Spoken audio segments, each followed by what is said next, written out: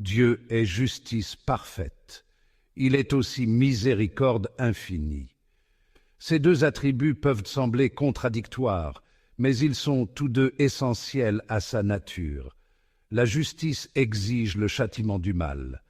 La miséricorde offre le pardon et une chance de rédemption. Nous ne pouvons pas saisir pleinement l'Esprit de Dieu, mais nous voyons ses attributs se refléter dans le monde qui nous entoure. La nature fonctionne selon des lois, les conséquences suivent les actions. Pourtant, nous sommes aussi témoins d'actes de bonté, d'amour et de seconde chance. La justice de Dieu n'est pas une question de vengeance, mais de rétablissement de l'équilibre. Sa miséricorde n'est pas un moyen de contourner la justice, mais un chemin pour nous élever au-dessus de nos échecs. Comprendre cet équilibre est crucial pour comprendre Dieu. Les œuvres de Dieu sont éternelles, s'étendant au-delà des limites du temps et de l'espace tels que nous les connaissons. Nous sommes des êtres finis, limités dans notre perception et notre compréhension. Pourtant, Dieu, dans son infinie sagesse, nous invite à entrevoir la majesté de son dessein, l'acte même de la création, l'ordre complexe de l'univers, parle de sa puissance et de son dessein. Nous voyons sa main dans la beauté de la nature, la complexité de la vie et les lois qui régissent le cosmos. Tout converge vers un Créateur à la fois juste et miséricordieux. Nous pouvons nous interroger sur l'existence de la souffrance, sur la prospérité apparente du mal, mais nous devons nous rappeler que notre perspective est limitée. Les voies de Dieu sont plus élevées que nos voies, ses pensées plus élevées que nos pensées. Avoir confiance en sa bonté est la clé pour naviguer à travers ces questions difficiles. Sa justice garantit qu'en fin de compte, le bien triomphera.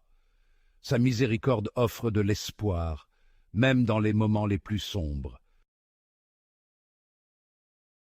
Le péché nous sépare de Dieu. C'est un gouffre que nous creusons par nos choix, notre rébellion contre sa volonté parfaite. Mais Dieu, dans son infinie miséricorde, comble ce gouffre. Il ne nous abandonne pas dans notre état de perdition. Il a envoyé son Fils, Jésus-Christ, pour expier nos péchés.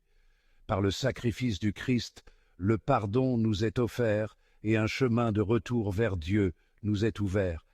Cet acte d'amour ultime révèle la profondeur de la miséricorde de Dieu. Ce n'est pas une récompense pour un bon comportement, mais un don offert gratuitement.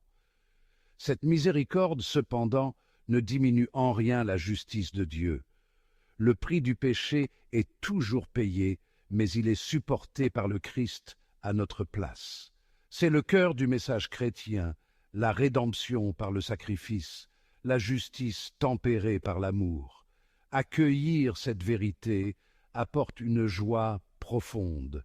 Nous sommes libérés du poids de notre péché, non parce que nous le méritons, mais en raison de son grand amour pour nous.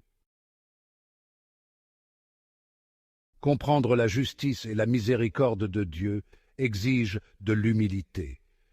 Nous devons reconnaître notre propre nature pécheresse, notre besoin d'un sauveur. L'orgueil et l'auto-justification nous aveuglent sur nos propres défauts et nous empêchent de recevoir sa grâce. L'amour est également essentiel. L'amour pour Dieu nous pousse à rechercher sa volonté, à nous détourner du péché. L'amour pour notre prochain nous incite à agir avec compassion et pardon, reflétant ainsi le caractère même de Dieu. La connaissance de soi est cruciale. Nous devons examiner honnêtement nos cœurs, confesser nos faiblesses et rechercher sa puissance transformatrice. C'est à travers ce processus que nous grandissons en sainteté, devenant plus semblables au Christ. Ce voyage n'est pas facile. Il exige un effort constant, une volonté de soumettre notre volonté à la sienne. mais les récompenses sont incommensurables, la paix, la joie et une profonde assurance de l'amour indéfectible de Dieu.